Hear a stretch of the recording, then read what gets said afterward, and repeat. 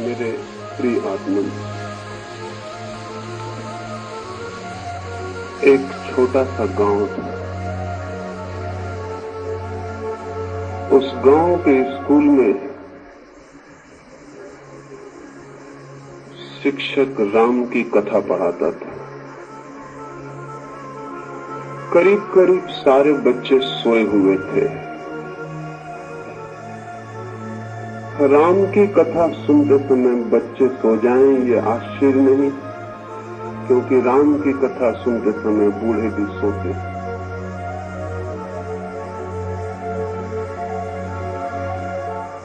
इतनी बार सुनी जा चुकी है जो बात, उसे जागकर सुनने का कोई अर्थ भी नहीं रह जाता। बच्चे सोए थे और शिक्षक भी पढ़ा रहा था, लेकिन कोई भी उसे देखता तो कह सकता था वो भी सोया हुआ पढ़ाता है। उसे राम की कथा कंठस्थ थी। किताब सामने खुली थी, लेकिन किताब पढ़ने की उसे जरूरत न थी। उसे सब याद था, वो यंत्र की भांति कहे जाता था।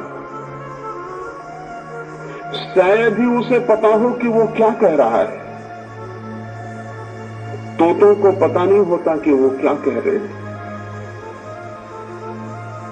जिन्होंने शब्दों को कंठस्थ कर लिया है उन्हें भी पता नहीं होता कि वे क्या कह रहे हैं। और तभी अचानक एक सनसनी दौड़ गई कक्षा में। अचानक ही स्कूल का निरीक्षक आ गया था। वो कमरे के भीतर गया, बच्चे सजग होकर बैठ गए, शिक्षक भी सजग होकर पढ़ाने लगा। उस निरीक्षक ने कहा कि मैं कुछ प्रश्न पूछना चाहूंगा, और चूंकि राम की कथा पढ़ाई जाती है इसलिए राम से संबंधित भी कोई प्रश्न पूछूं। उसने बच्चों से एक सीधी सी बात पूछी। उसने पूछा कि शिव का धनुष किसने तोड़ा था। उसने सोचा कि बच्चों को तोड़फोड़ की बात बहुत याद रह जाती है, उन्हें जरूर याद होगा कि किसने शिव का धनुष तोड़ा था। लेकिन इसके पहले कि कोई बोले, एक बच्चे ने हाथ हिलाया और खड़े होकर कहा कि क्षमा करिए, मुझे पता नहीं कि किसने तोड़ा था। एक बात निश्चित है कि मैं 15 दिन से छुट्टी पर था, मैंने नहीं तोड़ा है। और इसके पहले कि मेरा कोई इल्जाम लग जाए, मैं पहले ही साफ कर देना चाहता हूं कि धनुष का मुझे कोई पता ही नहीं। चूंकि जब भी इस स्कूल में कोई चीज टूटती है तो सबसे पहले मेरे ऊपर दोषारोपण आता है, इसलिए मैं निवेदन किए देता हूं। निरीक्षक तो हैरान रह गया। उसने सोचा भी ना था कि कोई ये उत्तर देगा। उसने शिक्षक की तरफ देखा। शिक्षक अपना बैत निकाल रहा था और उसने कहा कि जरूर इसी बदमाश ने तोड़ा होगा, इसकी हमेशा की आदत है। और अगर तूने नहीं तोड़ा था तो तूने खड़े होकर क्यों कहा कि मैंने नहीं तोड़ा? और उसने इंस्पेक्टर से कहा, आप इसकी बातों में मत आए, ये लड़का शरारती, और स्कूल में 100 चीजें टूटे तो 99 में यही तोड़ता है। तब तो वो निरीक्षक और हैरान हो गए। फिर उसने कुछ भी वहां कहना उचित ना समझा। वो सीधा प्रधान अध्यापक के पास जाकर उसने कहा कि ये घटना घटी। राम की कथा पढ़ाई जाती थी जिस कक्षा में, उसमें मैंने पूछा कि शिव का धनुष किसने तोड़ा था। तो एक बच्चे ने कहा कि मैंने नहीं तोड़ा, मैं 15 दिन से छुट्टी पर था। यहां तक भी गनीमत थी। लेकिन शिक्षक ने यह कहा कि जरूर इसने तोड़ा होगा। जब भी कोई चीज टूटती तो यही जिम्मेवार होता है। इसके संबंध में क्या किया जाए? उस प्रधान अध्यापक ने कहा, इस संबंध में एक ही बात की जा सकती है कि अब बात को आगे न बढ़ाया जाए, क्योंकि लड़कों से कुछ भी कहना खतरा मोल लेना है। किसी भी क्षण हड़ताल हो सकती है, अनशन हो सकता है। जितने भी तोड़ा होगा। आप कृपा करें और बात बंद करें। कोई 2 महीने से शांति चल रही स्कूल में, उसको भंग करने की कोशिश मत करें। न मालूम कितना फर्नीचर तोड़ डाला लड़कों ने। हम चुपचाप देखते रहते हैं। स्कूल की दीवारें टूट रही हैं, हम चुपचाप देखते रहते हैं, क्योंकि कुछ भी बोलना खतरनाक है, हड़ताल हो सकती है, अनशन हो सकती है। इसलिए चुपचाप देखने के सिवाय कोई मार्ग नहीं।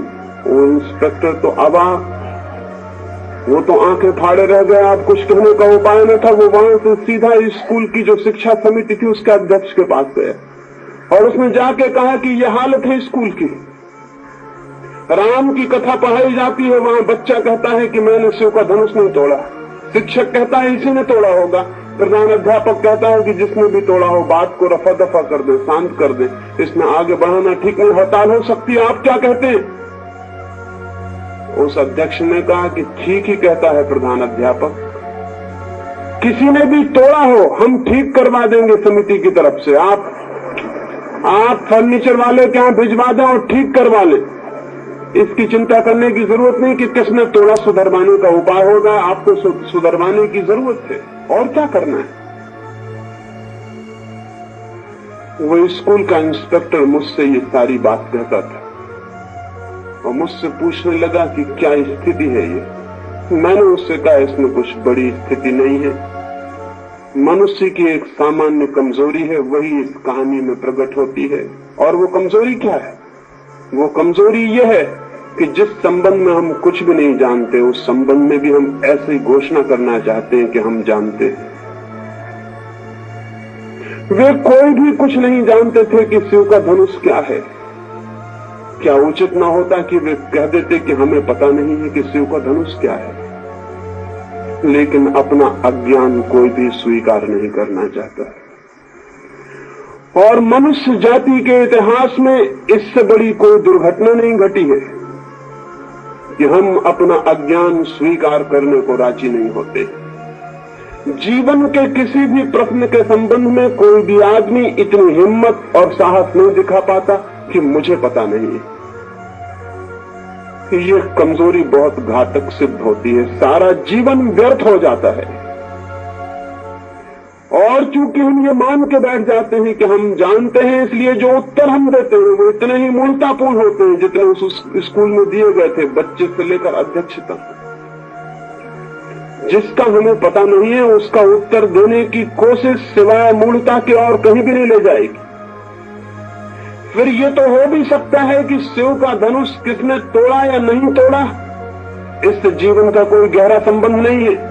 लेकिन जिन प्रश्नों के जीवन से बहुत गहरे संबंध हैं, जिनके आधार पर सारा जीवन सुंदर बनेगा या कुरूप हो जाएगा, स्वस्थ बनेगा या विक्षिप्त हो जाएगा, जिनके आधार पर जीवन की सारी गति और दिशा निर्भर है, उन प्रश्नों के संबंध में भी हम ये भाव दिखलाने की कोशिश करते हैं कि हम जानते हैं। और फिर जो हम जीवन में उत्तर देते हैं वो बता देते हैं कि हम कितना जानते हैं। एक एक आदमी की जिंदगी बता रही है कि हम जिंदगी के संबंध में कुछ भी नहीं जानते। अन्यथा इतनी असफलता, इतनी निराशा, इतना दुख, इतनी चिंता। यही बात मैं सेक्स के संबंध में भी आपसे कहना चाहता हूं कि हम कुछ भी नहीं जानते। आप बहुत हैरान होंगे।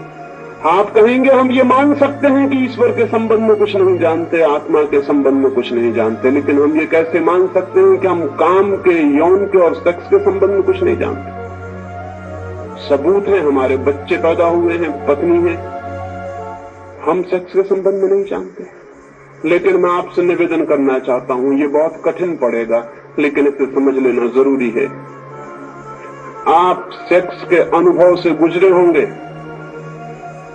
लेकिन सेक्स के संबंध में आप उतना ही जानते हैं जितना छोटा सा बच्चा जानता है, उससे ज्यादा कुछ भी नहीं जानते। अनुभव से गुजर जाना जान लेने के लिए पर्याप्त नहीं है। एक आदमी कार चलाता है, वो कार चलाना जानता है और हो सकता है हजारों मील कार चला के वो आ गया हो, लेकिन उससे ये कोई मतलब नहीं होता कि वो कार के भीतर के यंत्र और मशीन और उसकी व्यवस्था, उसके काम करने के ढंग के संबंध में कुछ भी जानता हो। वो कह सकता है कि मैं 1000 मील चल के आया हूं कार, मैं नहीं जानता हूं कार के संबंध में।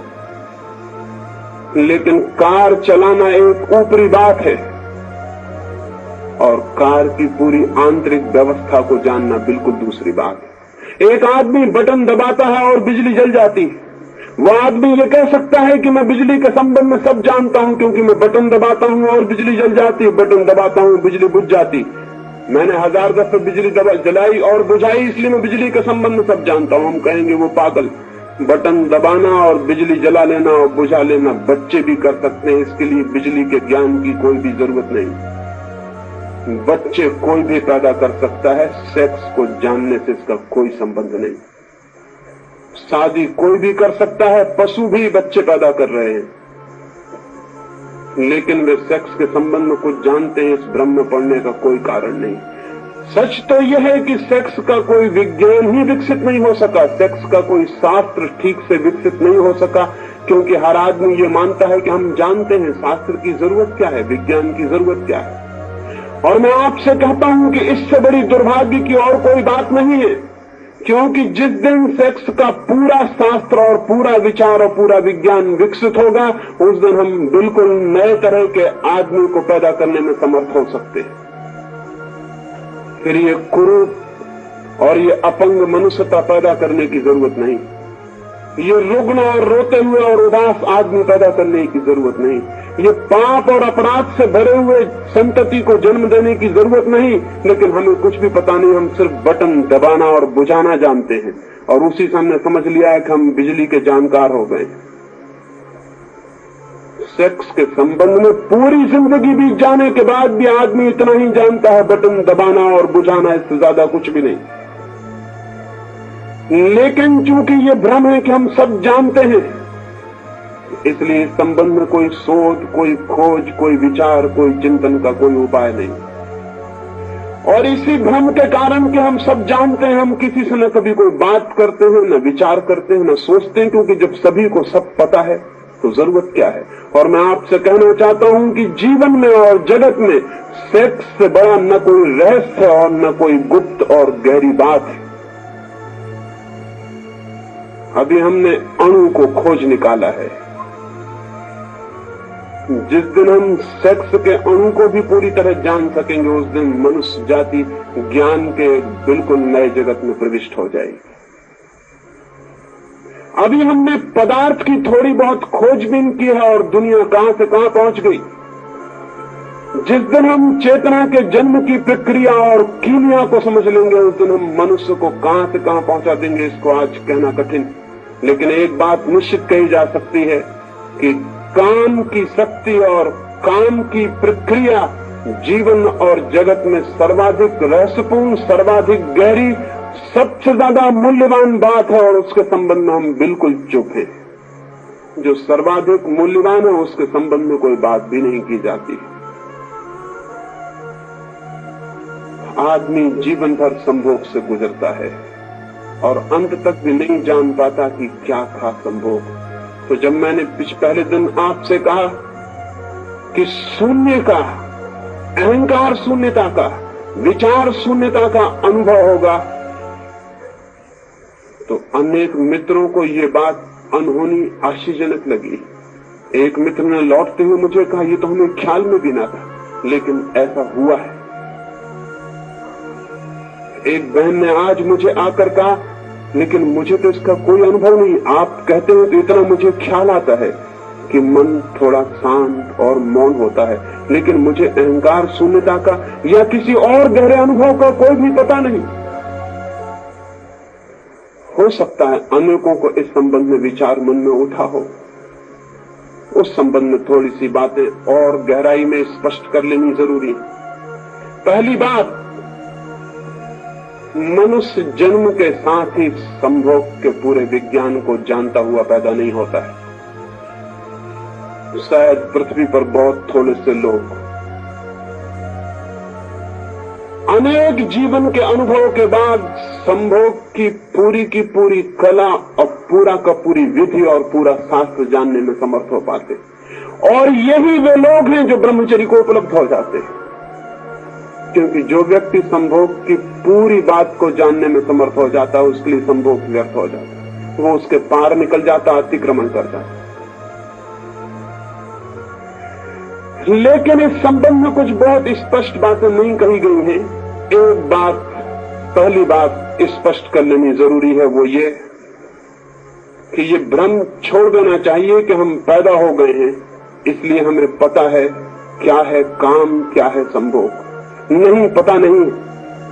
और नहीं पता होने के कारण जीवन पूरे समय काम और सेक्स में उलझा रहता है और व्यतीत होता है। मैंने आपसे कहा, पशुओं का बंधा हुआ समय है, उनकी ऋतु है, उनका मौसम है। आदमी का कोई बंधा हुआ समय नहीं। क्यों?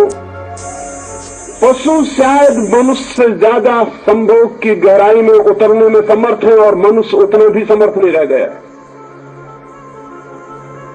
जिन लोगों ने जीवन के इन तलों पर बहुत खोज की है और गहराइयों में गए हैं, और जिन लोगों ने जीवन के बहुत से अनुभव संग्रहित किए हैं, उनको ये जानना, ये सूत्र उपलब्ध हुआ है कि अगर संभोग 1 मिनट तक रुकेगा तो आदमी दूसरे दिन फिर संभोग के लिए लालायत हो जाएगा। अगर 3 मिनट तक रुक सके तो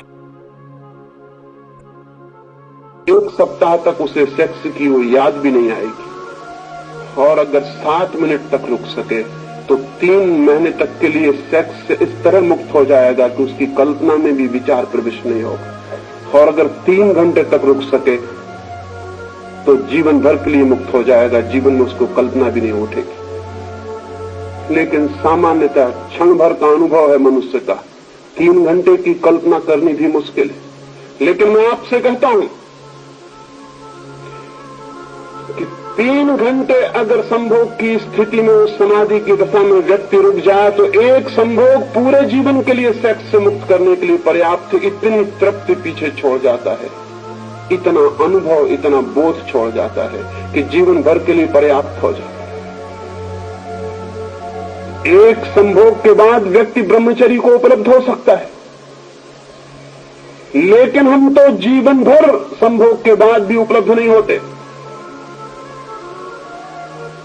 क्या है, बूढ़ा हो जाता है आदमी, मरने के करीब पहुंच जाता है और संभोग की कामना से मुक्त नहीं हो पाता। संभोग की कला और संभोग के शास्त्र को भी उसने समझा नहीं, और न कभी किसी ने समझाया है, न विचार किया है, न सोचा है, न बात की है। कोई संवाद भी नहीं हुआ जीवन में कि अनुभवी लोग उस पर संवाद करते और विचार करते।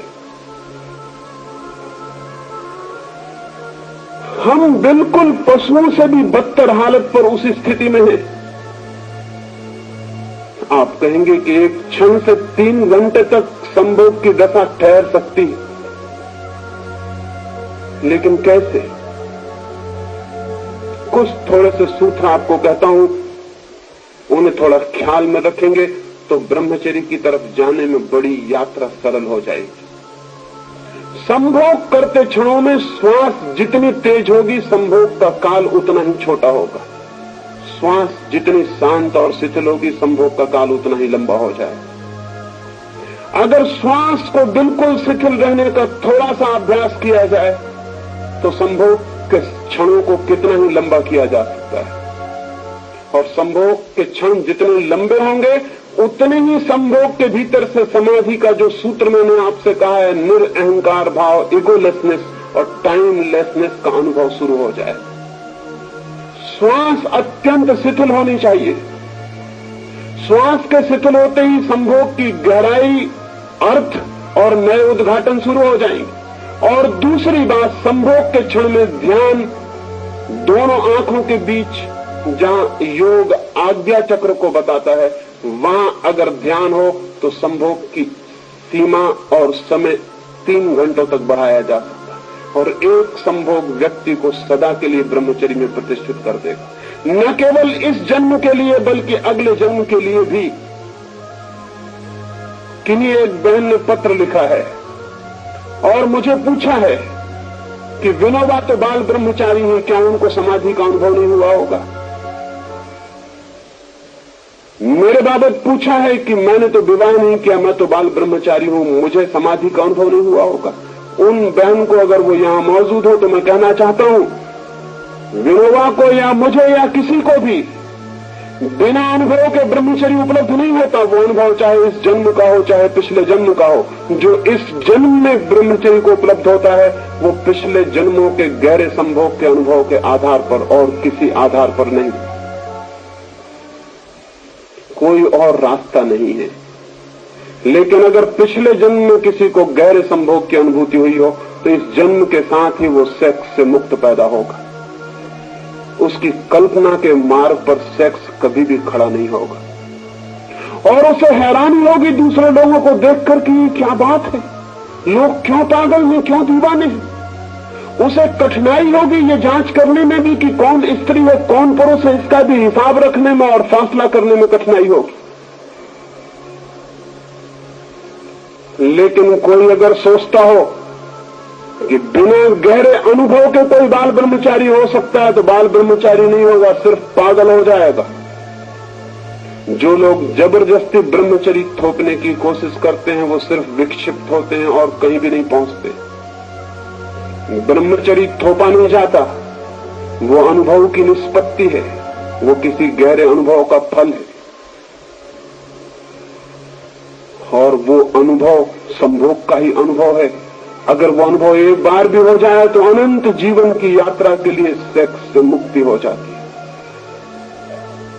तो दो बातें मैंने कही उस गहराई के लिए। श्वास शिथिल हो, इतनी शिथिल हो कि जैसे चलते ही नहीं, और ध्यान सारी अटेंशन आज्ञा चक्र के पास हो, दोनों आंखों के बीच के बिंदु पर हो। जितना ध्यान मस्तिष्क के पास होगा उतने ही संभोग की गहराई अपने आप बढ़ जाएगी और जितनी श्वास शिथिल होगी उतनी लंबाई बढ़ जाएगी। और आपको पहली दफा अनुभव होगा कि संभोग का आकर्षण नहीं है मनुष्य के मन में, मनुष्य के मन में समाधि का आकर्षण है। और एक बार उसकी झलक मिल जाए, एक बार बिजली चमक जाए और हमें दिखाई पड़ जाए अंधेरे में कि रास्ता क्या है, फिर हम रास्ते पर आगे निकल सकते हैं। एक आदमी एक गंदे घर में बैठा है, दीवारें अंधेरी हैं और धुएं से पुती हुई हैं, घर बदबू से भरा हुआ है, लेकिन खिड़की खोल सकता है। उस गंदे घर की खिड़की में खड़े होकर भी वो देख सकता है दूर आकाश को, तारों को, सूरज को, उड़ते हुए पक्षियों को।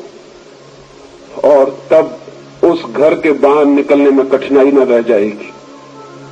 जिसे एक बार दिखाई पड़ गया कि बाहर निर्मल आकाश, सूरज, चांद है, तारे हैं, उड़ते हुए पक्षी हैं, हवाओं में झूमते हुए वृक्ष और फूलों की सुगंध है, मुक्ति है बाहर, वो फिर अंधेरी और धुएं से भरी हुई और सीलन और बदबू से भरी हुई कोठरियों में बैठने को राजी नहीं होगा, वो बाहर निकल जाएगा। जिस दिन आदमी को संभोग के भीतर समाधि का पहली थोड़ी सी भी अनुभूति होती है, उसी दिन सेक्स का गंदा मकान, सेक्स की दीवारें अंधेरे से भरी हुई व्यर्थ हो जाती हैं और आदमी बाहर निकल आता है। लेकिन ये जानना जरूरी है कि साधारणता हम उस मकान के भीतर पैदा होते हैं जिसकी दीवारें बंद हैं, जो अंधेरे से पुती हैं, जहां बदबू है, जहां दुर्गंध है। और इस मकान के भीतर ही पहली दफा मकान के बाहर का अनुभव करना जरूरी है, तभी हम बाहर जा सकते हैं और इस मकान को छोड़ सकते हैं। जिस आदमी ने खिड़की नहीं खोली उस मकान की और उसी मकान के कोने में आंख बंद करके बैठ गया है कि मैं इस गंदे मकान को नहीं देखूंगा, वो चाहे देखे और चाहे न देखे, वो गंदे मकान के भीतर ही है और भीतर ही रहेगा। जिनको आप ब्रह्मचारी कहते हैं, तथाकथित जबरदस्ती थोपे हुए ब्रह्मचारी, वो सेक्स के मकान के भीतर उतने ही है जितना कि कोई भी साधारण आदमी है। आंख बंद किए बैठे, आप आंख खोले बैठे, इतना ही फर्क है। जो आप आंख खोल के कर रहे हैं वो आंख बंद करके भीतर कर रहे हैं, जो आप शरीर से कर रहे हैं वो मन से कर रहे हैं, और कोई भी फर्क नहीं। इसलिए मैं कहता हूं कि संभोग के प्रति दुर्भाव छोड़ दें, समझने की चेष्टा, प्रयोग करने की चेष्टा और संभोग को एक पवित्रता की स्थिति दें। मैंने 2 सूत्र कहे, तीसरी एक भाव दशा चाहिए।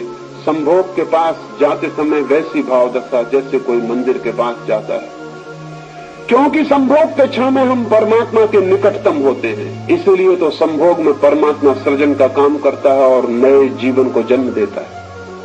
हम क्रिएटर के निकटतम होते हैं।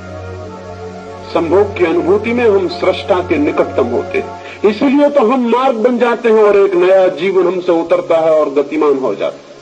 हम जन्मदाता बन जाते हैं। क्यों? सृष्टा के निकटतम है वो स्थिति। अगर हम पवित्रता से, प्रार्थना से सेक्स के पास जाएं तो हम परमात्मा की झलक को अनुभव कर सकते हैं। लेकिन हम तो सेक्स के पास एक घृणा, एक दुर्भाव, एक कंडेमनेशन के साथ जाते हैं। इसलिए एक दीवार खड़ी हो जाती है और परमात्मा का वहां कोई अनुभव नहीं हो पाता। सेक्स के पास ऐसे जाएं जैसे मंदिर के पास। पत्नी को ऐसा समझें जैसे कि वो प्रभु है, पति को ऐसे समझें जैसे कि वो परमात्मा है। और गंदगी में, क्रोध में, कठोरता में, द्वेष में, ईर्ष्या में, जलन में, चिंता के क्षणों में कभी भी सेक्स के पास न जाएं। होता उल्टा है। जितना आदमी चिंतित होता है, जितना परेशान होता है, जितना क्रोध से भरा होता है, जितना घबराया होता है, जितना एंग्विश में होता है, उतना ही ज्यादा वो सेक्स के पास जाता है। आनंदित आदमी सेक्स के पास नहीं जाता, दुखी आदमी सेक्स की तरफ जाता है, क्योंकि दुख को भुलाने के लिए उसको एक मौका दिखाई पड़ता है। लेकिन स्मरण रखें कि जब आप दुख में जाएंगे, चिंता में जाएंगे, उदास, हारे हुए, क्रोध में लड़े हुए जाएंगे, तब आप कभी भी सेक्स की उस गहरी अनुभूति को उपलब्ध नहीं कर पाएंगे जिसकी कि प्राणों में प्यास है। वो समाधि की झलक वहां नहीं मिलेगी। लेकिन यही उल्टा होता है। मेरी प्रार्थना है जब आनंद में हो, जब प्रेम में हो, जब प्रफुल्लित हो और जब प्राण प्रेयरफुल हो, जब ऐसा मालूम पड़े कि आज हृदय शांति से और आनंद से, कृतज्ञता से भरा हुआ है, तभी क्षण है संभोग के निकट जाने का। और वैसा व्यक्ति संभोग में समाधि को उपलब्ध होता है। और एक बार भी समाधि की एक किरण मिल जाए तो संभोग से सदा के लिए मुक्त हो जाता है और समाधि में गतिमान हो जाता है। स्त्री और पुरुष का मिलन एक बहुत गहरा अर्थ रखता है। स्त्री और पुरुष के मिलन में पहली बार अहंकार टूटता है और हम किसी से मिलते हैं। मां के पेट से बच्चा निकलता है और दिन रात उसके प्राणों में एक ही बात लगी रहती है, जैसे कि हमने किसी वृक्ष को उखाड़ लिया जमीन से, तो उस पूरे वृक्ष के प्राण तड़पते हैं कि जमीन से कैसे वापस जुड़ जाए, क्योंकि जमीन से जुड़ा हुआ होकर ही उसे प्राण मिलता था, रस मिलता था, जीवन मिलता था, वाइटलिटी मिलती थी। जमीन से उखड़ गया तो उसकी सारी जड़ें चिल्लाएंगी कि मुझे जमीन में वापस भेज दो। उसका सारा प्राण चिल्लाएगा कि मुझे जमीन में वापस भेज दो।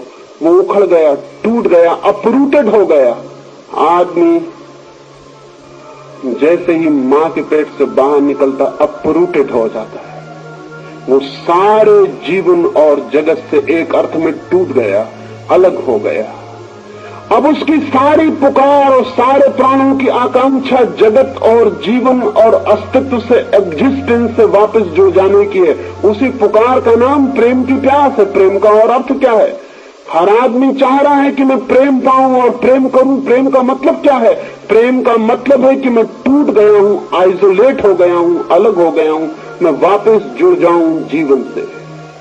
लेकिन इस जुड़ने का गहरे से गहरा अनुभव मनुष्य को सेक्स के अनुभव में होता है, स्त्री और पुरुष को होता है। वो पहला अनुभव है जुड़ जाने का। और जो व्यक्ति इस जुड़ जाने के अनुभव को प्रेम की प्यास, जुड़ने की आकांक्षा के अर्थ में समझेगा, वो आदमी एक दूसरे अनुभव को भी शीघ्र उपलब्ध हो सकता है। योगी भी जुड़ता है, साधु भी जुड़ता है, संत भी जुड़ता है, समाधिस्थ व्यक्ति भी जुड़ता है, संभोगी व्यक्ति भी जुड़ता है। संभोग करने में दो व्यक्ति जुड़ते हैं। एक व्यक्ति दूसरे व्यक्ति से जुड़ता है और एक हो जाता है। समाधि में एक व्यक्ति समष्टि से जुड़ता है और एक हो जाता है। संभोग दो व्यक्तियों के बीच मिलन है, समाधि एक व्यक्ति और अनंत के बीच मिलन है। स्वभावतः दो व्यक्तियों का मिलन क्षण भर को हो सकता है। एक व्यक्ति और अनंत का मिलन अनंत के लिए हो सकता है, दोनों व्यक्ति सीमित हैं, उनका मिलन असीम नहीं हो सकता। यही पीड़ा है, यही कष्ट है सारे दाम्पत्य का, सारे प्रेम का, कि जिससे हम जुड़ना चाहते हैं उससे भी सदा के लिए नहीं जुड़ पाते।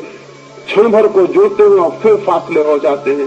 फासले पीड़ा देते हैं, फासले कष्ट देते हैं, और निरंतर दो प्रेमी इसी पीड़ा में परेशान रहते हैं कि फासला क्यों है। और हर चीज फिर धीरे धीरे ऐसी मालूम पड़ने लगती है कि दूसरा फासला बना रहा है, इसलिए दूसरे पर क्रोध पैदा होना शुरू हो जाता है। लेकिन जो जानते हैं वो ये कहेंगे, दो व्यक्ति अनिवार्यता दो अलग अलग व्यक्ति हैं, वो जबरदस्ती क्षण भर को मिल सकते हैं लेकिन सदा के लिए नहीं मिल सकते। यही प्रेमियों की पीड़ा और कष्ट है कि निरंतर एक संघर्ष खड़ा हो जाता है। जिसे प्रेम करते हैं उसी से संघर्ष खड़ा हो जाता है, उसी से तनाव, अशांति और द्वेष खड़ा हो जाता है, क्योंकि ऐसा प्रतीत होने लगता है जिससे मैं मिलना चाहता हूँ शायद वो मिलने को तैयार नहीं, इसलिए मिलना पूरा नहीं हो पाता। लेकिन इसमें व्यक्तियों का कसूर नहीं है। दो व्यक्ति अनंतकालीन तल पर नहीं मिल सकते, एक क्षण के लिए मिल सकते हैं, क्योंकि व्यक्ति सीमित है, उनके मिलने का क्षण भी सीमित होगा। अगर अनंत मिलन चाहिए तो वो परमात्मा से हो सकता है, वो समस्त अस्तित्व से हो सकता है। जो लोग संभोग की गहराई में उतरते हैं उन्हें पता चलता है एक क्षण मिलने का इतना आनंद है तो अनंत काल के लिए मिल जाने का कितना आनंद होगा, उसका तो हिसाब लगाना मुश्किल है। एक क्षण के मिलन की इतनी अद्भुत प्रतीति है तो अनंत से मिल जाने की कितनी प्रतीति होगी, कैसी प्रतीति होगी। जैसे घर में दिया जल रहा हो और उस दिए से हम हिसाब लगाना चाहें कि सूरज की रोशनी में कितने दिए जल रहे हैं, हिसाब लगाना बहुत मुश्किल हो जाएगा। एक दिया बहुत छोटी बात है, सूरज बहुत बड़ी बात है। सूरज पृथ्वी से 7,000 गुना बड़ा है, 10 करोड़ मील दूर है, तब भी हमें तपाता है, तब भी हमें झुलसा देता है। उतने बड़े सूरज को एक छोटे से दिए से हम तौलने जाएं तो कैसे तौल सकेंगे। लेकिन नहीं, एक दिए से सूरज को तौला जा सकता है, क्योंकि दिया भी सीमित है और सूरज भी सीमित है। दिए में एक कैंडल का लाइट है तो अरबों खरबों कैंडल का लाइट होगा सूरज में, लेकिन सीमा आंकी जा सकती है, तौली जा सकती है। लेकिन संभोग में जो आनंद है और समाधि में जो आनंद है उसे फिर भी नहीं तौला जा सकता, क्योंकि संभोग अत्यंत क्षणिक दो क्षुद्र व्यक्तियों का मिलन है और समाधि बूंद का अनंत के सागर से मिल जाना है। उसे कोई भी नहीं तौला जा सकता, उसे तौलने का कोई भी उपाय नहीं है, उसे कोई मार्ग नहीं कि हम जांच लें कि वो कितना होगा। इसलिए जब वो उपलब्ध होता है, जब वो उपलब्ध हो जाता है तो फिर कहां सेक्स, फिर कहां संभोग, फिर कहां कामना। जब उतना आनंद मिल गया तब कोई कैसे सोचेगा, कैसे विचार करेगा उस क्षण भर के सुख को पाने के लिए। तब वो सुख दुख जैसा प्रतीत होता है, तब वो सुख पागलपन जैसा प्रतीत होता है, तब वो सुख शक्ति का अपव्यय प्रतीत होता है और ब्रह्मचर्य सहज फलित हो जाता है। लेकिन संभोग और समाधि के बीच एक सेतु है, एक ब्रिज, एक यात्रा है, एक मार्ग है। समाधि जिसका अंतिम छोर है आकाश में जाकर, संभोग उस सीढ़ी का पहला सोपान है, पहला पाया है। और जो इस पाए के ही विरोध में हो जाते हैं वो आगे नहीं बढ़ पाते, ये मैं आपसे कह देना चाहता हूं। जो इस पहले पाए को इनकार करने लगते हैं वे दूसरे पाए पर पैर नहीं रख सकते हैं, मैं आपसे ये कह देना चाहता हूं। इस पहले पाए पर भी अनुभव से, ज्ञान से, बोध से पैर रखना जरूरी है। इसलिए नहीं कि हम उसी पर रुके रह जाएं, बल्कि इसलिए कि हम उस पर पैर रख के आगे निकल जा सके। लेकिन मनुष्य जाति के साथ एक अद्भुत दुर्घटना हो गई। जैसा मैंने कहा, वो पहले पाए के विरोध में हो गया है और अंतिम पाए पर पहुंचना चाहता है। उसे पहले पाए का ही अनुभव नहीं, उसे दिए का भी अनुभव नहीं, और वो सूरज के अनुभव की आकांक्षा करता है। ये कभी भी नहीं हो सकेगा। जो दिया मिला है प्रकृति की तरफ से, पहले उस दिए की रोशनी को समझ लेना जरूरी है। पहले उस दिए की हल्की सी रोशनी को जो क्षण भर में जीती है और बुझ जाती है, जरा सा हवा का झोंका जिसे मिटा देता है, उस रोशनी को भी जान लेना जरूरी है ताकि सूरज की आकांक्षा की जा सके, ताकि सूरज तक पहुंचने के लिए कदम उठाया जा सके, ताकि सूरज की प्यास, असंतोष, आकांक्षा और अभीप्सा भीतर पैदा हो सके। संगीत के एक छोटे से अनुभव से उस परम संगीत की तरफ जाया जा सकता है। प्रकाश के छोटे से अनुभव से अनंत प्रकाश की तरफ जाया जा सकता है। एक बूंद को जान लेना पूरे सागर को जान लेने के लिए पहला कदम है। एक छोटे से अणु को जानकर हम पदार्थ की सारी शक्ति को जान लेते हैं। संभोग का एक छोटा सा अणु है जो प्रकृति की तरफ से मनुष्य को मुफ्त में मिला हुआ है, लेकिन हम उसे जान नहीं पाते। आंख बंद करके जी लेते हैं किसी तरह, पीठ फेर के जी लेते हैं किसी तरह। उसकी स्वीकृति नहीं हमारे मन में, स्वीकार नहीं हमारे मन में। आनंद और अहोभाव से उसे जानने और जीने और उसमें प्रवेश करने की कोई विधि नहीं हमारे हाथ में। मैंने जैसा आपसे कहा, जिस दिन आदमी इस विधि को जान पाएगा उस दिन हम दूसरे तरह के मनुष्य को पैदा करने में समर्थ हो जाएंगे। मैं इस संदर्भ में आपसे ये कहना चाहता हूं कि स्त्री और पुरुष दो निगेटिव पोल्स हैं विद्युत के, पॉजिटिव और निगेटिव, विधायक और नकारात्मक दो छोर हैं। उन दोनों के मिलन से एक संगीत पैदा होता है, विद्युत का पूरा चक्र पैदा होता है। मैं आपसे ये भी कहना चाहता हूं कि जैसा मैंने कहा कि अगर गहराई और देर तक संभोग फिर रह जाए तो दो जोड़ा, स्त्री और पुरुष का एक जोड़ा, अगर आधा घंटे के पार तक संभोग में रह जाए तो दोनों के पास प्रकाश का एक वलय, दोनों के पास प्रकाश का एक घेरा निर्मित हो जाता है। दोनों की विद्युत जब पूरी तरह मिलती है तो आसपास अंधेरे में भी एक रोशनी दिखाई पड़ने लगती है। कुछ अद्भुत खोजियों ने उस दिशा में काम किया है और फोटोग्राफ भी लिए। जिस जोड़े को इस विद्युत का अनुभव उपलब्ध हो जाता है वो जोड़ा सदा के लिए संभोग के बाहर हो जाता है। लेकिन ये हमारा अनुभव नहीं है और ये बातें अजीब लगेंगी कि तो हमारे अनुभव में नहीं है ये बात। अगर अनुभव में नहीं है तो उसका मतलब है कि आप फिर से सोचें, फिर से देखें और जिंदगी को, कम से कम सेक्स की जिंदगी को काखा गा से फिर से शुरू करें। समझने के लिए, बोधपूर्वक जीने के लिए। मेरी अपनी अनुभूति यह है, मेरा अपनी धारणा यह है कि महावीर या बुद्ध या क्राइस्ट और कृष्ण आकस्मिक रूप से पैदा नहीं हो जाते। ये उन दो व्यक्तियों के परिपूर्ण मिलन का परिणाम है। मिलन जितना गहरा होगा, जो संतति पैदा होगी वो उतनी ही अद्भुत होगी। मिलन जितना अधूरा होगा, जो संतति पैदा होगी वो उतनी ही कचरा और दलित होगी। आज सारी दुनिया में मनुष्यता का स्तर रोज नीचे चला जा रहा है। लोग कहते हैं कि नीति बिगड़ गई इसलिए स्तर नीचे जा रहा है। लोग कहते हैं कि कलयुग आ गया इसलिए स्तर नीचे जा रहा है। गलत, बेकार की और फिजूल की बातें कहते हैं। सिर्फ एक फर्क पड़ा है, मनुष्य के संभोग का स्तर नीचे उतर गया। मनुष्य के संभोग ने पवित्रता खो दी, मनुष्य के संभोग ने वैज्ञानिकता खो दी, सरलता और प्राकृतिकता खो दी। मनुष्य का संभोग जबरदस्ती एक नाइटमेयर, एक दुखद स्वप्न जैसा हो गया। मनुष्य के संभोग ने एक हिंसात्मक स्थिति ले ली है। वो एक प्रेमपूर्ण कृत्य नहीं है, वो एक पवित्र और शांत कृत्य नहीं है, वो एक ध्यानपूर्ण कृत्य नहीं है। इसलिए मनुष्य नीचे उतरता चला जाएगा। एक कलाकार कुछ चीज बनाता हो, कोई मूर्ति बनाता हो और कलाकार नशे में हो, तो आप आशा करते हैं कोई सुंदर मूर्ति बन पाएगी। एक नृत्यकार नाच रहा हो, क्रोध से भरा हो, अशांत हो, चिंतित हो, तो आप आशा करते हैं कि नृत्य सुंदर हो सके। हम जो भी करते हैं वो हम किस स्थिति में है इस पर निर्भर होता है। और सबसे ज्यादा उपेक्षित, निग्लेक्टेड सेक्स है, संभोग है। और बड़े आश्चर्य की बात है, उसी संभोग से जीवन की सारी यात्रा चलती है। नए बच्चे, नई आत्माएं जगत में प्रवेश करती।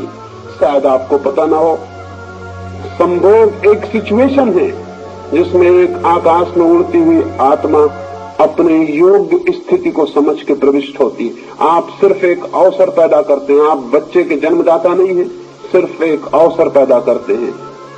वो अवसर जिस आत्मा के लिए जरूरी, उपयोगी, सार्थक मालूम होता है, वो आत्मा प्रविष्ट होती है। अगर आपने एक रुग्ण अवसर पैदा किया है, अगर आपने क्रोध में, दुख में, पीड़ा में और चिंता में आप हैं, तो जो आत्मा अवतरित होगी वो आत्मा इसी तल की हो सकती, इससे ऊंचे तल की नहीं हो सकती। श्रेष्ठ आत्माओं के पुकार के लिए श्रेष्ठ संभोग का अवसर और सुविधा चाहिए, तो श्रेष्ठ आत्माएं जन्मती हैं और जीवन ऊपर उठता है। इसलिए मैंने कहा कि जिस दिन आदमी संभोग के पूरे शास्त्र में निष्णात होगा, जिस दिन हम छोटे छोटे बच्चों से लेकर सारे जगत को उस कला और विज्ञान के संबंध में सारी बात कह सकेंगे और समझा सकेंगे, उस दिन हम बिल्कुल नए मनुष्य को, जिसे नीचे सुपरमैन कहता था, जिसे अरविंद अतिमानव कहते थे, जिसको महान आत्मा कहा जा सके, वैसा बच्चा, वैसी संतति, वैसा जगत निर्मित किया जा सकता है। और जब तक हम ऐसा जगत निर्मित नहीं कर लेते हैं, तब तक न शांति हो सकती है विश्व में, न युद्ध रुक सकते हैं, न घृणा रुकेगी, न अनीति रुकेगी, न दुश्चरित्रता रुकेगी, न व्यभिचार रुकेगा, न जीवन का यह अंधकार रुकेगा। लाख राजनीतिक चिल्लाते रहे, मत फिक्र करें, 5 मिनट के पानी गिरने से कोई फर्क नहीं पड़ेगा। बंद कर ले छाते, क्योंकि दूसरे लोगों के पास छाते नहीं है। ये बहुत अधार्मिक होगा कि कुछ लोग छाता खोल लें, उसे बंद कर लें। सबके पास छाते होते तो ठीक था, और लोगों के पास नहीं, और आप खोल के बैठेंगे तो कैसा बेहुदा होगा, कैसा असंस्कृत होगा। उसको बंद कर ले। मैं जरूर, मेरे ऊपर छप्पर है, तो जितनी देर आप पानी में बैठे रहेंगे, मीटिंग के बाद उतनी देर में पानी में खड़ा हो जाऊंगा।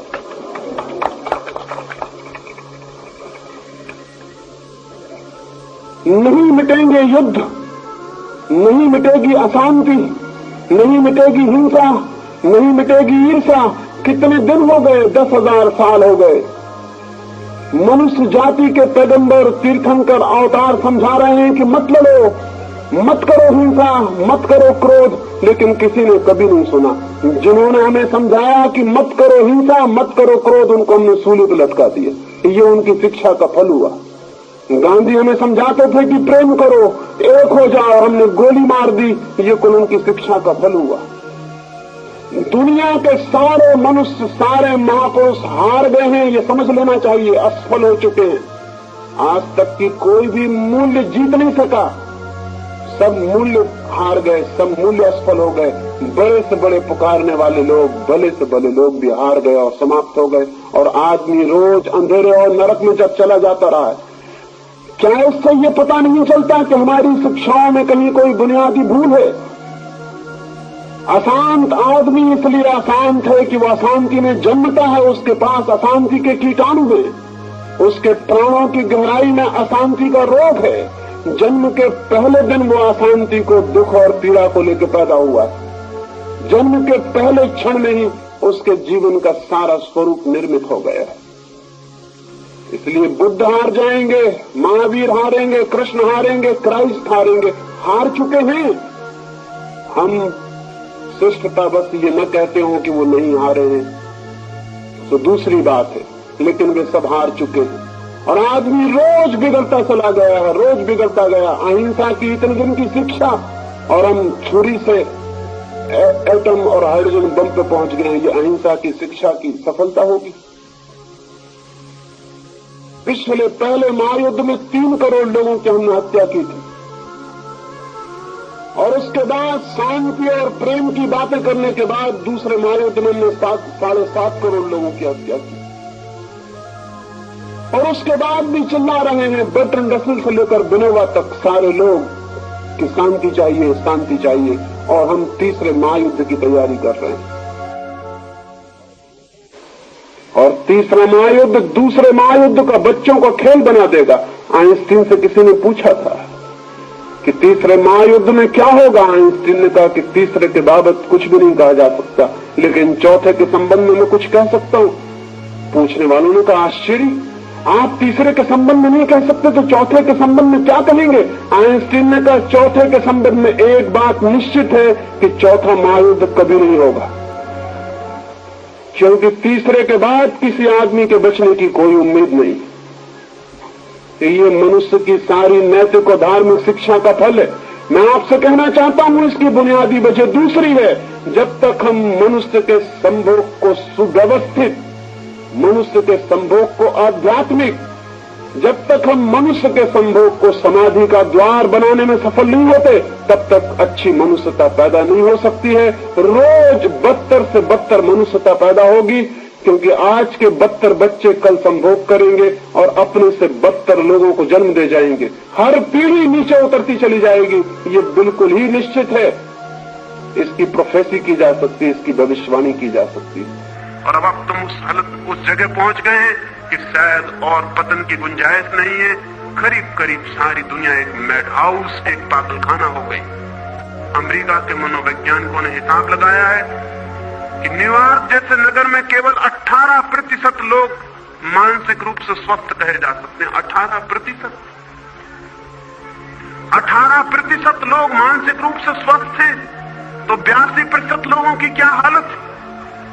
82% लोग करीब करीब विक्षिप्त होने की हालत में। आप कभी अपने संबंध में कोने में बैठ के विचार करना, तो आपको पता चलेगा कि पागलपन कितना है भीतर।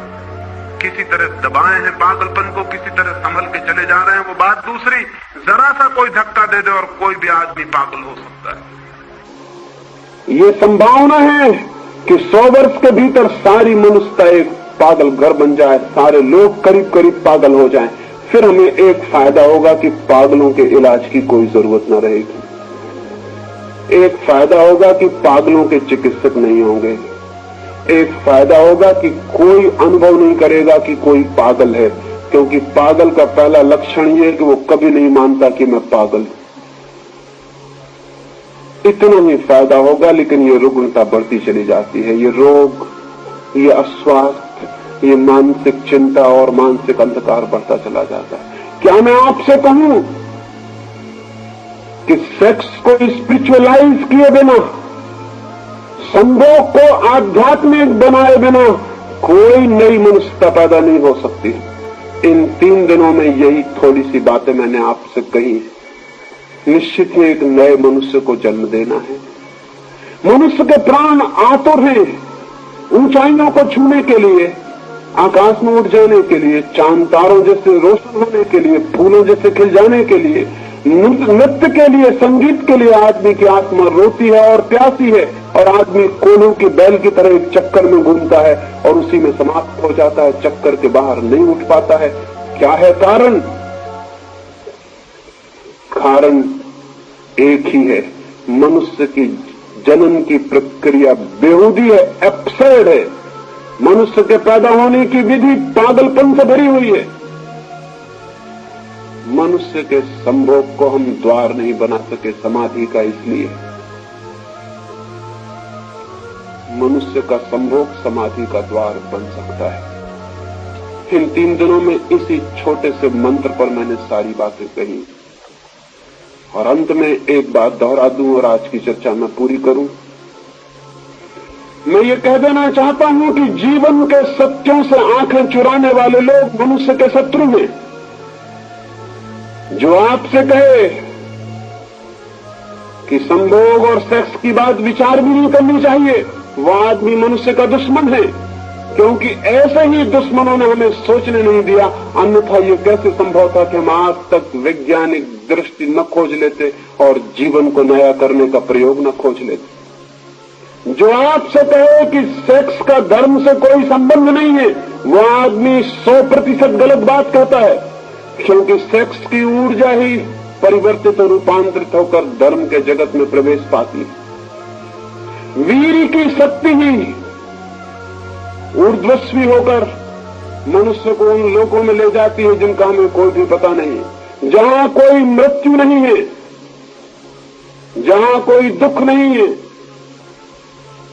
जहां आनंद के अतिरिक्त और कोई अस्तित्व नहीं है, उस सतचित आनंद में ले जाने वाली शक्ति और ऊर्जा किसके पास है और कहां है? हम उसे व्यय कर रहे हैं। हम उन पात्रों की तरह हैं जिनमें छेद हैं, जिन्हें हम कुओं में डालते हैं खींचने के लिए। ऊपर तक पात्र तो आ जाता है, शोरगुल भी बीच में बहुत होता है और पानी गिरता है और लगता है कि पानी आता होगा, लेकिन पानी तब बीच में गिर जाता है, खाली पात्र हाथ में वापस आ जाते। हम उन नावों की तरह हैं जिनमें छेद हैं। हम नावों को खेते हैं सिर्फ डूबने के लिए। नावें किसी किनारे पर नहीं पहुंचा पाती, सिर्फ मझधार में डुबा देती हैं और नष्ट कर देती। और ये सारे छिद्र मनुष्य की सेक्स ऊर्जा के गलत मार्गों से प्रवाहित और बह जाने के कारण। और उन गलत मार्गों पर बहलाने वाले लोग वे नहीं हैं जिन्होंने नंगी तस्वीरें लटकाई हैं, वे नहीं हैं जिन्होंने नंगे उपन्यास लिखे हैं, वे नहीं हैं जो नंगी फिल्में बना रहे हैं। मनुष्य की ऊर्जा को विकृत करने वाले वे लोग हैं जिन्होंने मनुष्य को सेक्स के सत्य से परिचित होने में बाधा दी। और वही लोगों के कारण ये नंगी तस्वीरें बिक रही हैं, नंगी फिल्में बिक रही हैं। लोग नंगे क्लबों को ईजाद कर रहे हैं और गंदगी के नए नए और बेहूदगी के नए नए नाश्ते निकाल रहे हैं। किनके कारण? ये उनके कारण जिनको हम साधु और सन्यासी कहते हैं। उनने इनके बाजार का रास्ता तैयार किया है। अगर गौर से हम देखें तो वो इनके विज्ञापन दाता हैं, वो इनके एजेंट हैं। एक छोटी सी कहानी में अपनी बात पूरी कर दूंगा। एक पुरोहित जा रहा था अपने चर्च की तरफ। दूर था गांव, भागा हुआ चला जा रहा था। तभी उसे पास की खाई में जंगल में एक आदमी पड़ा हुआ दिखाई पड़ा। घावों से भरा हुआ खून बह रहा है, छुरी उसकी छाती में छिदी है। पुरोहित को ख्याल आया कि चलूं मैं इसे उठा लूं, लेकिन उसने देखा कि चर्च पहुंचने में देर हो जाएगी और वहां उसे व्याख्यान देना और लोगों को समझाना। आज वो प्रेम के संबंध में ही समझाने जाता था। आज उसने विषय चुना था लव इज गॉड, क्राइस्ट के वचन को चुना था कि ईश्वर परमात्मा प्रेम है। वो यही समझाने जा रहा था। वो उसी का हिसाब लगाता हुआ भागा जा रहा है, लेकिन उस आदमी ने आंखें खोली। उसने चिल्लाया कि पुरोहित, मुझे पता है कि तू प्रेम को बोलने जा रहा है, मैं भी आज सुनने आने वाला था, लेकिन दुष्टों ने मुझे छुरी मार के पटक दिया। लेकिन याद रख, अगर मैं जिंदा रह गया तो गांव भर में खबर कर दूंगा कि आदमी मर रहा था और यह आदमी प्रेम का व्याख्यान देने चला गया। देख, आगे मत बढ़। इस पुरोहित को थोड़ा डर लगा, क्योंकि अगर ये आदमी जिंदा रह जाए और गांव में खबर कर दे तो लोग कहेंगे कि प्रेम का व्याख्यान बड़ा झूठा था, आपने इस आदमी की फिक्र न की जो मरता था। तो मजबूरी में उसे नीचे उतर के उसके पास जाना पड़ा। वहां जाकर उसका चेहरा देखा तो वो बहुत घबराया। चेहरा तो पहचाना हुआ सा मालूम पड़ता। उसने कहा, ऐसा मालूम होता है मैंने तुम्हें कहीं देखा है। और उस मरणासन्न आदमी ने कहा, जरूर देखा होगा, मैं शैतान हूं और पादरियों से अपना पुराना नाता है। तुमने नहीं देखा होगा तो किसने मुझे देखा होगा। तब उसे ख्याल आया कि वो तो शैतान है, चर्च में उसकी तस्वीर लटकी हुई। उसने अपने हाथ अलग कर लिए और कहा कि मर जा, शैतान को तो हम चाहते हैं कि वो मरी जाए। अच्छा हुआ कि तू मर जाए, मैं तुझे बचाने का क्यों उपाय करूं। मैंने तेरा खून भी छीन लिया, ये भी पाप हुआ, मैं जाता हूं। वो शैतान जोर से हंसा। उसने कहा, याद रखना, जिस दिन मैं मर जाऊंगा उस दिन तुम्हारा धंधा भी मर जाएगा। मेरे बिना तुम जिंदा नहीं रह सकते। मैं हूं इसलिए तुम जिंदा हो।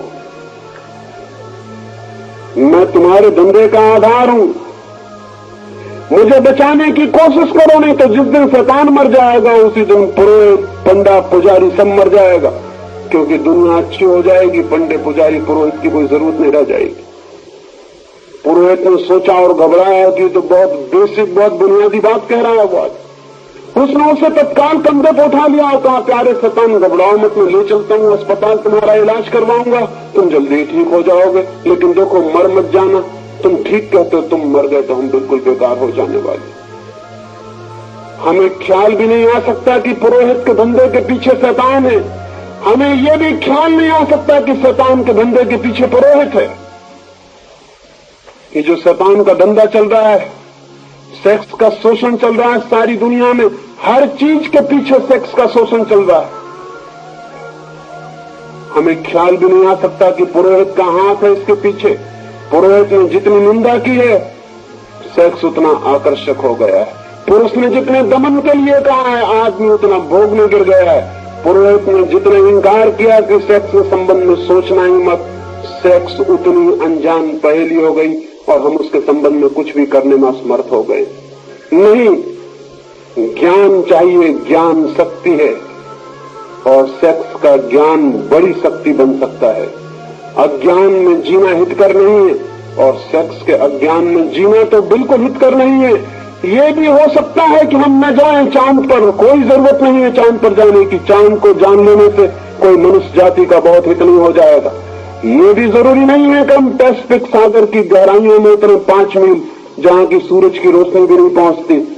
उसको जान लेने से भी मनुष्य जाति का कोई बहुत परम मंगल हो जाने वाला नहीं। ये भी जरूरी नहीं है कि हम एटम को तोड़ें और पहचानें, लेकिन एक बात बिल्कुल जरूरी है, सबसे ज्यादा जरूरी, अल्टीमेट कंसर्न की है, और वो ये है कि हम मनुष्य के सेक्स को ठीक से जान लें और समझ लें ताकि नए मनुष्य को जन्म देने में सफल हो सके। ये थोड़ी सी बातें 3 दिन में मैंने आपसे कही। कल आपके प्रश्नों के उत्तर दूंगा, और चूंकि कल का दिन खाली छूट गया, कुछ मित्र आए और भीग के लौट गए तो मेरे ऊपर उनका ऋण हो गया है, तो कल मैं 2 घंटे उत्तर दे दूंगा ताकि आपको कोई अड़चन और तकलीफ न हो।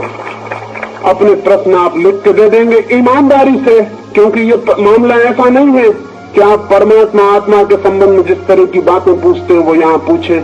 ये मामला जिंदगी का है और सीधे और सच्चे अगर आपने प्रश्न पूछे तो हम इन विषयों की और गहराई में भी उतरने में समर्थ हो सकते हैं।